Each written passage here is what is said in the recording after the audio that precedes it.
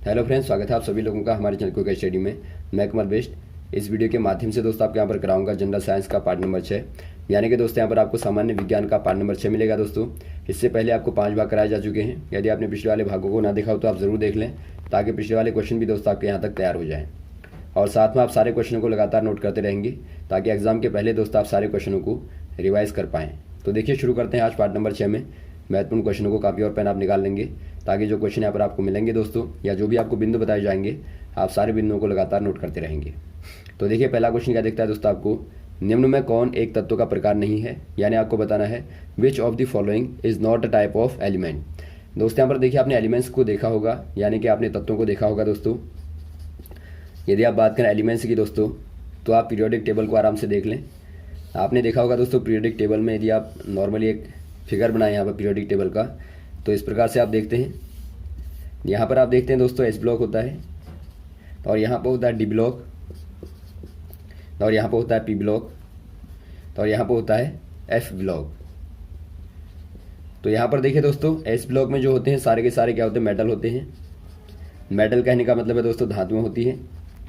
और यदि आप डी ब्लॉक में जाएंगे तो यहाँ भी सारी धातुएं होती हैं, यानी इनको दोस्तों आप ट्रांजिटिक मेटल बोलते हैं। ट्रांजिटिक मेटल या फिर आप कहें संक्रमण धातुएं कहते हैं। यानी यहाँ भी दोस्तों आपकी सारी क्या होती है, मेटल यानी कि धातुएं होती हैं। यदि आप पी ब्लॉक में जाएंगे दोस्तों, तो पी ब्लॉक में आपको मिलते हैं नॉन मेटल मिलते हैं, यानी कि अधातुएं मिलती हैं। और साथ में दोस्तों आपको यहाँ पर कुछ मेटलॉइड भी मिलती हैं। मेटलॉइड कहने का मतलब है जो दोस्तों एक प्रकार से उपधातुएं होती हैं। उपधातुएं कहने का मतलब होता है जो एक प्रकार से इंटरमीडिएट वाली होती हैं, धातु और अधातुओं के बीच की होती हैं, उनको दोस्तों आप उपधातुएं कहते हैं। अब यहाँ पर देखिए दोस्तों, जो आपका एफ ब्लॉक होता है वहाँ भी सारे के सारे मेटल होते हैं, यानी एक प्रकार से आप कहेंगे दोस्तों यहाँ भी सारी धातुएं होती हैं। तो आप यहाँ पे क्लियर देख पाते हैं दोस्तों, सर्वाधिक क्या है, पीरियोडिक टेबल में सर्वाधिक मेटल है, यानी कि धातुएं होती हैं, बाद में अधातुएं होती हैं, और बाद में कुछ दोस्तों मेटलॉइड यानी कि उपधातुएं होती हैं। तो यहाँ पर जो आपको पूछा गया है, आपको पूछा गया कि एलिमेंट के कितने प्रकार होते हैं। तो यहाँ पर आप मेनली देखते हैं दोस्तों, मेटल, नॉन मेटल और मेटलॉइड 3 प्रकार की होती हैं। तो यहाँ पर आपको दोस्तों देखिए 3 तो दिए हैं, और साथ में आपको गैसेज दिया है, तो ये आपका नहीं होगा। तो ऑप्शन नंबर डी वाले में आप टिक कर देंगे, ये दोस्तों एक प्रकार नहीं होता है एलिमेंट्स का, तो डी वाले में आप टिक कर देंगे। अगला क्वेश्चन देखिए दोस्तों, वल्कनीकरण की प्रक्रिया क्या है, यानी आपको बताना है which is the process of vulcanization. यदि आप बात करें दोस्तों वल्कनाइजेशन की, यानी एक प्रकार से आप कहें वल्कनीकरण की, दोस्तों वल्कनीकरण किनका होता है दोस्तों, रबर का होता है। आपको मालूम होगा जो नेचुरल रबर होता है, नेचुरल जो रबर होता है, यहाँ पर आप क्या करते हैं दोस्तों, चूँकि आप जानते हैं जो नेचुरल रबर होता है जिसको आप प्लांट से प्राप्त करते हैं, यानी पौधों से दोस्तों, रबर वाले पौधों से प्लांट से प्राप्त करते हैं, तो एक प्रकार से फ्लूइड के फॉर्म में होता है, यानी लिक्विड के फॉर्म में होता है, तरल के फॉर्म में होता है, जो कि एक प्रकार का दोस्तों श्वेत तरल होता है, या फिर आप कहें दोस्तों वाइट दोस्तों फ्लूइड होता है। यानी कि दोस्तों हम इसको यहाँ पर प्रैक्टिकली यूज़ नहीं कर पाएंगे, तो इसीलिए आप क्या करते हैं, यहाँ पर सल्फर को मिला देते हैं, यानी H2 का मिला देंगे। तो इससे क्या होता है दोस्तों, ये आपका सॉलिड रबर के फॉर्म में कन्वर्ट हो जाता है। तो इसी को आप कहते हैं रबर का वल्कनाइजेशन। यानी आप कहते हैं दोस्तों नेचुरल रबर में यदि आप सल्फर को मिला देते हैं तो वही आपका कहलाता है वल्कनाइजेशन। तो यहाँ पर देखिए कौन सा दिया आपको दोस्तों, ऑप्शन नंबर बी वाला दिया है, रबर मिक्सड विद सल्फर। तो ऑप्शन नंबर आप बी वाले में टिक कर देंगे, रबर को सल्फर के साथ में मिलाना। अगला क्वेश्चन देखिए दोस्तों, एसिड प्रेजेंट इन लेमन, यानी आपको बताना है नींबू में अम्ल होता है। जो लेमन होता है दोस्तों, यहाँ पर देखिए आप कुछ एसिडों को देख लेंगे, एसिड प्रेजेंट इन, यहाँ पे एक आप टेबल ही देख लेंगे, एसिड्स प्रेजेंट इन। दोस्तों यहाँ पर देखिए जो अम्ल पाए जाते हैं मुख्यतः जो पूछे जाते हैं आपको, यदि आप बात करें लेमन की, यानी नींबू की बात करें, या फिर आप ऑरेंज की बात करें दोस्तों, तो यहाँ पर जो होते हैं, यहाँ पर दोस्तों आपका सिट्रिक एसिड होता है, सिट्रिक एसिड कहेंगे पहले वाले में। अब यदि आप बात करें दोस्तों कर्ड की, यानी दही की बात करें दोस्तों आप, तो यहाँ पर कौन सा एसिड होता है, यहाँ पर होता है लैक्टिक एसिड। लैक्टिक एसिड होता है जो कि एक प्रकार से लैक्टोबैसिलस नाम के बैक्टीरिया के द्वारा बनाया जाता है। तो यहाँ पर आप कहेंगे लैक्टिक एसिड होता है दही में। और वैसे यदि आप बात करें दोस्तों ग्रेप्स में यानी कि अंगूरों में बात करें दोस्तों, तो यहाँ पर कौन सा वाला होता है दोस्तों, यहाँ पर होता है टार्टरिक एसिड होता है। वैसे यदि आप बात करें टोमेटो में, टोमेटो में दोस्तों यहाँ पर देखिए मेनली 2 एसिड होते हैं। वैसे आप यदि बात करें तो यहाँ पर लगभग दोस्तों आपके 10 एसिड के ऊपर होते हैं यदि आप टोमेटो की बात करें, टमाटर की बात करें। लेकिन यहाँ पर जो मेनली होते हैं दोस्तों, जिनका सर्वाधिक परसेंटेज होता है या जो आपको एग्जाम में पूछे जाते हैं, तो मुख्यतः दोस्तों आपके होते हैं सिट्रिक एंड मैलिक एसिड। दोस्तों दोनों को आप याद रखेंगे, सिट्रिक अम्ल और मैलिक अम्ल मेनली मुख्यतया टमाटर में होते हैं। तो यहाँ पर दोस्तों आपके मुख्यतः जो बार बार पूछे जाते हैं इनको आप याद रखेंगे। तो यहाँ पर जो क्वेश्चन पूछा गया उसका आंसर क्या हो जाएगा? उसका आंसर हो जाएगा दोस्तों citric acid, option number B वाला। अगला क्वेश्चन देखिए दोस्तों, अल्फा किरण कितने आवेश धारण करती है? यानी आपको बताना है how many charges alpha rays consist. दोस्तों यहाँ पर देखिए जो अल्फा रेज होती है यानी कि आप कहेंगे अल्फा पार्टिकल जो होता है दोस्तों, पार्टिकल या फिर आप कहें अल्फा कण जो होता है वो दोस्तों कितने आवेश को कंटेन करता है, यानी उसमें कितना आवेश होता है आपको बताना है। पहला आपको दिया 2 यूनिट पॉजिटिव चार्ज, दूसरा आपको दिया यूनिट पॉजिटिव चार्ज या यूनिट नेगेटिव चार्ज या नन ऑफ दीज। यहाँ पर देखिए दोस्तों जो आपका अल्फा पार्टिकल होता है ये आपको पूछे जाते हैं, अल्फा पार्टिकल हो गया और बीटा पार्टिकल हो गया और गामा पार्टिकल हो गया। आप जानते हैं दोस्तों ये तीनों ही क्या है? एक प्रकार से रेडियो एक्टिव दोस्तों क्या होते हैं? एलिमेंट होते हैं, यानी एक प्रकार से रेडियो एक्टिव के दौरान निकलने वाले पार्टिकल होते हैं। तो यहाँ पर देखिए दोस्तों जो आपका अल्फा पार्टिकल है यानी एक प्रकार से जो अल्फा कण होता है ये दोस्तों हीलियम का नाभिक होता है, यानी आप कहते हैं 2He4, यानी कि हीलियम का दोस्तों नाभिक माना जाता है। और यहाँ पर आप देखते हैं हीलियम में दोस्तों कितने प्रोटॉन होते हैं? यहाँ पर 2 प्रोटॉन होते हैं। यानी यदि आप बात करें जो अल्फा पार्टिकल का चार्ज होगा 2 प्रोटोनों के बराबर होगा, यानी 2 गुणा दोस्तों क्या हो जाएगा? 1.6 गुणा 10⁻⁻19 कूलाम। क्योंकि आप जानते हैं दोस्तों एक प्रोटॉन का जो आवेश होता है वो आपका पॉजिटिव में 1.6 × 10⁻⁻19 कूलाम होता है। तो यदि आप 2 से गुणा कर देंगे तो यहाँ पर दोस्तों आपको मिलेगा 3.2 × 10⁻⁻19 कूलाम। तो ये दोस्तों एक अल्फा पार्टिकल का आवेश होता है, यानी कि एक प्रकार से आप कह देंगे दोस्तों 2 यूनिट पॉजिटिव चार्ज होता है। और वैसे यदि आप बात करें बीटा पार्टिकल की, तो बीटा पार्टिकल दोस्तों एक प्रकार से होता है -1 यानी कि यूनिट नेगेटिव चार्ज, यानी दोस्तों एक प्रकार से इलेक्ट्रॉन के आवेश के बराबर होता है -1.6 × 10⁻⁻19 कूलाम। तो आप बीटा को याद रखेंगे। वैसे यदि आप गामा की बात करें दोस्तों, तो गामा क्या होता है? गामा एक प्रकार से न्यूट्रल होता है। न्यूट्रल यानी कि दोस्तों यहाँ पे कोई चार्ज नहीं होता, यानी चार्ज बराबर आप कह देंगे दोस्तों 0 होता है यहाँ पे। तो यहाँ पे जो पूछा गया आपको अल्फा पार्टिकल का केवल पूछा गया है, लेकिन आप इनको भी याद रखेंगे ताकि इनके आधार पर क्वेश्चन आएंगे तो आप आराम से कर पाएँ। तो यहाँ पे जो आंसर हो जाएगा दोस्तों ऑप्शन नंबर ए वाला हो जाएगा 2 यूनिट पॉजिटिव चार्ज, यानी कि 2 इकाई धनात्मक आवेश। अगला क्वेश्चन देखिए दोस्तों, पृथ्वी की आयु की परिकल्पना किसके द्वारा की जाती है? यानी आपको बताना है the estimation of the age of the earth is done by. दोस्तों यहाँ पर देखिए यदि आपको अर्थ की एज को दोस्तों एस्टिमेट करना है, एस्टिमेशन लगाना है, यानी कि एक प्रकार से आप अनुमान लगाना है दोस्तों, आपको परिकल्पना करनी है। तो यहाँ पर आपको बताना है कि किसके द्वारा आप इसकी आयु का पता लगाते हैं। पहला आपको दिया यूरेनियम डेटिंग के द्वारा, दूसरा आपको दिया कार्बन डेटिंग के द्वारा, तीसरा आपको दिया बायो क्लॉक के द्वारा या एटॉमिक क्लॉक के द्वारा। यहाँ पर दोस्तों आप यूज़ करते हैं पहले वाले का, यानी कि यूरेनियम की दोस्तों डेटिंग का यूज़ करते हैं। यानी दोस्तों आपको मालूम होगा जो यूरेनियम होता है क्या होता है दोस्तों? रेडियो एक्टिव एलिमेंट होता है। ये दोस्तों एक प्रकार से क्या होता है? रेडियो एक्टिव एलिमेंट होता है, यानी एक प्रकार से रेडियो सक्रिय एलिमेंट होता है, तत्व होता है दोस्तों। और इसका लगातार क्या होता रहता है? डिसइंटीग्रेशन होता रहता है, यानी कि दोस्तों एक प्रकार से डीके होता रहता है, यानी इसका क्षय होता रहता है। और इसके आधार पर ही दोस्तों आप इसके हाफ लाइफ के आधार पर आप अर्थ की जो एज होती है उसको परिकल्पित कर सकते हैं। यदि आप बात करें दोस्तों यूरेनियम की जो हाफ लाइफ होती है, हाफ लाइफ यानी एक प्रकार से आप कहते हैं इसको अर्ध आयु। जो अर्ध आयु होती है दोस्तों वो लगभग अप्रोक्सीमेटली 4.5 बिलियन होती है, यानी एक प्रकार से आप कह सकते हैं दोस्तों 4.5 अरब होती है। यानी आप कह सकते हैं दोस्तों 4.5 अरब वर्ष दोस्तों होती है, यानी कि 4.5 बिलियन ईयर्स दोस्तों यहाँ पे अप्रोक्सीमेटली यूरेनियम की अर्धायु होती है।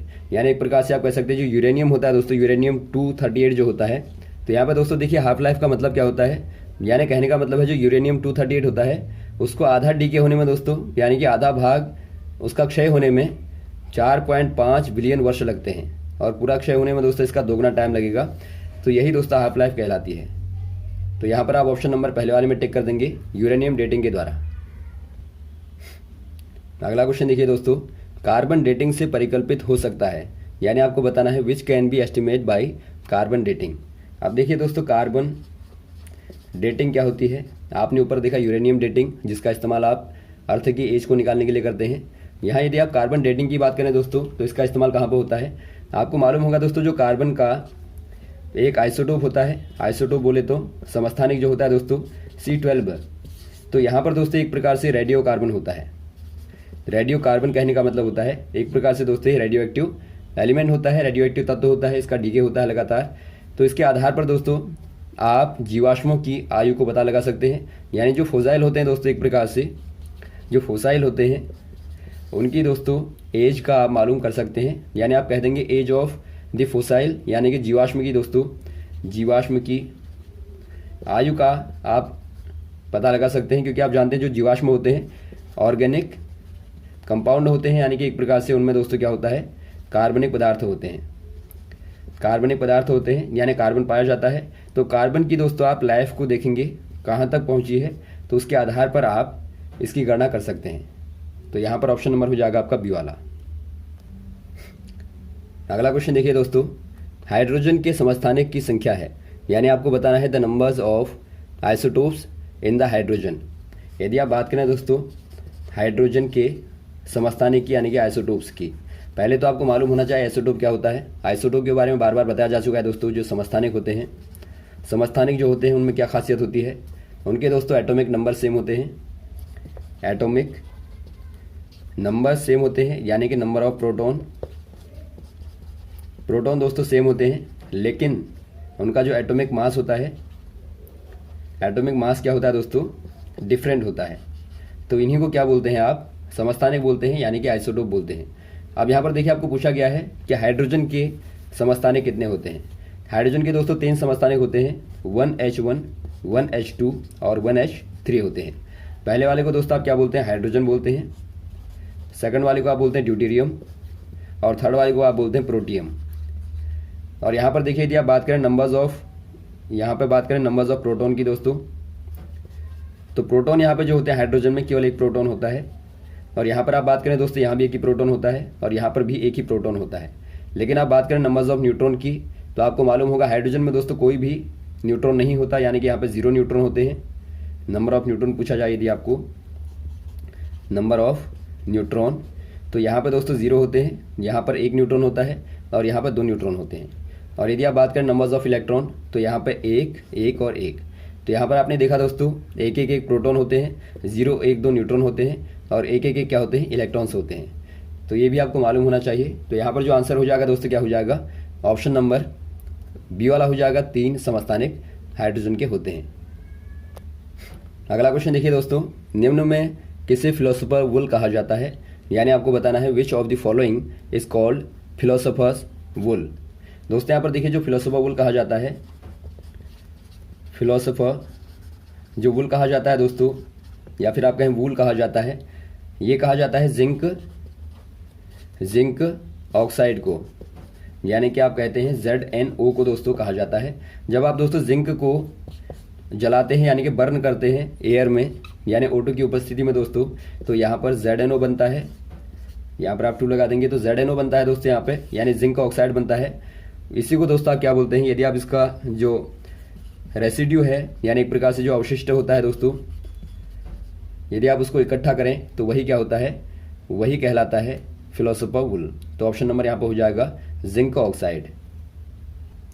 अगला क्वेश्चन देखिए दोस्तों, विद्युत अपघटन प्रक्रिया में ऑक्सीकरण प्राप्त होगा, यानी आपको बताना है in the process of electrolysis, या फिर आपके इलेक्ट्रोलाइसिस ऑक्सीडेशन अकर्स एट।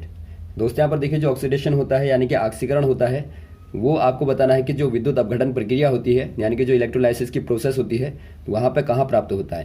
पहले आप यहाँ पे देख लेंगे दोस्तों जो इलेक्ट्रोलाइसिस प्रोसेस होती है वो क्या होती है। ये दोस्तों एक प्रकार से इलेक्ट्रोलाइटिक सेल में दोस्तों ये कंप्लीट होती है। और यहाँ पर होता क्या है, देखिए यहाँ पर दोस्तों एक क्या होता है, पॉजिटिव टर्मिनल होता है, यानी यहाँ पर आप एक बैटरी को लगा देंगे तो यहाँ पर दोस्तों एक आपका नेगेटिव टर्मिनल होगा, एक पॉजिटिव टर्मिनल होगा। जो नेगेटिव वाला जुड़ा रहता है दोस्तों वो जुड़ा रहता है कैथोड के साथ में। कैथोड यानी कि जहाँ पर कैटाइन होते हैं यानी जहाँ पे दोस्तों पॉजिटिव आयन यहाँ पे जुड़े रहते हैं नीचे, तो यहाँ पे दोस्तों आप नेगेटिव टर्मिनल को जोड़ते हैं। और यहाँ पे जो आपका एनोड होगा, एनोड बोले तो एनाइन जहाँ पे होते हैं, एनाइन यानी कि जो नेगेटिव वाले आयन होते हैं वो यहाँ पे जहाँ पे होंगे वहाँ पर आप दोस्तों पॉजिटिव वाले टर्मिनल को जोड़ देंगे। तो यहाँ पे क्या करते हैं दोस्तों, आप यहाँ पर आप क्या करते हैं, इलेक्ट्रिक करंट को पास करते हैं। एक यहाँ पर सबस्टेंस आपके पास में होता है, सबस्टेंस होता है दोस्तों आपके पास में, यानी कोई पदार्थ होता है, उसके ऊपर आप लगातार इलेक्ट्रॉनों को क्या करते हैं दोस्तों, प्रवाहित करते हैं। एक प्रकार से आप इलेक्ट्रिसिटी को वहाँ पे पास करते हैं। तो उससे क्या होता है दोस्तों, एक प्रकार का केमिकल चेंज अकर होता है, यानी कि आपको एक प्रकार का रासायनिक परिवर्तन प्राप्त होता है। और उसके माध्यम से आप क्या करते हैं, पदार्थ को एक प्रकार से प्योर करते हैं या फिर दोस्तों आप सेपरेट करते हैं। तो यहाँ पर देखिए आपको पूछा गया कि आपको यहाँ पर ऑक्सीडेशन कहाँ पर प्राप्त होता है, या तो आपको कैथोड पर प्राप्त होगा या फिर दोस्तों आपको एनोड पर प्राप्त होगा। यहाँ पर देखिए दोस्तों जो कैथोड पर रिएक्शन होती है, कैथोड पर आपने क्या देखा दोस्तों, यहाँ पर लगातार जो पॉजिटिव वाले हैं यानी जो कैटाइन हैं दोस्तों, उनके साथ में जब इलेक्ट्रॉन मिलेंगे तो क्या हो जाएगा, ये दोस्तों एक प्रकार से न्यूट्रल मॉलिक्यूल हो जाएगा, यानी एक प्रकार से यहाँ पर दोस्तों उदासीन हो जाएगा। और वैसे यहाँ पर नेगेटिव से पॉजिटिव मिलेंगे तो यहाँ पर आपको न्यूट्रल मॉलिक्यूल मिलेंगे। तो यहाँ पर जो रिएक्शन होती है, यानी जहाँ पर आपका पॉजिटिव के साथ में नेगेटिव मिलेगा, तो ये दोस्तों कहलाती है आपकी रिडक्शन। यानी कैथोड पर दोस्तों आपको क्या मिलता है, हमेशा यहाँ पर आपको रिडक्शन मिलता है, यानी एक प्रकार से दोस्तों आपको ऑप्शन मिलता है। और जहाँ पे दोस्तों आपका नेगेटिव से पॉजिटिव यहाँ पर जुड़ रहा है, यहाँ पर आपको ऑक्सीडेशन यानी एक प्रकार से ऑक्सीकरण मिलता है दोस्तों। तो यहाँ पर कह देंगे जो एनोड होगा, एनोड पर आपका ऑक्सीडेशन होगा और कैथोड पे रिडक्शन होगा। तो यहाँ पर कौन सा आंसर हो जाएगा, यहाँ पर आंसर हो जाएगा दोस्तों एनोड, यानी एनोड पे दोस्तों आपको क्या मिलती है, ऑक्सीडेशन रिएक्शन मिलती है, ऑप्शन नंबर बी वाला। तो यहाँ तक दोस्तों आप क्वेश्चन को तैयार करेंगे, उम्मीद है आपको अच्छे लगे होंगे क्वेश्चन। यदि कोई भी कन्फ्यूजन हो दोस्तों आपका तो कमेंट बॉक्स में आप कमेंट कर सकते हैं। ओके, थैंक्स, जय हिंद, जय भारत।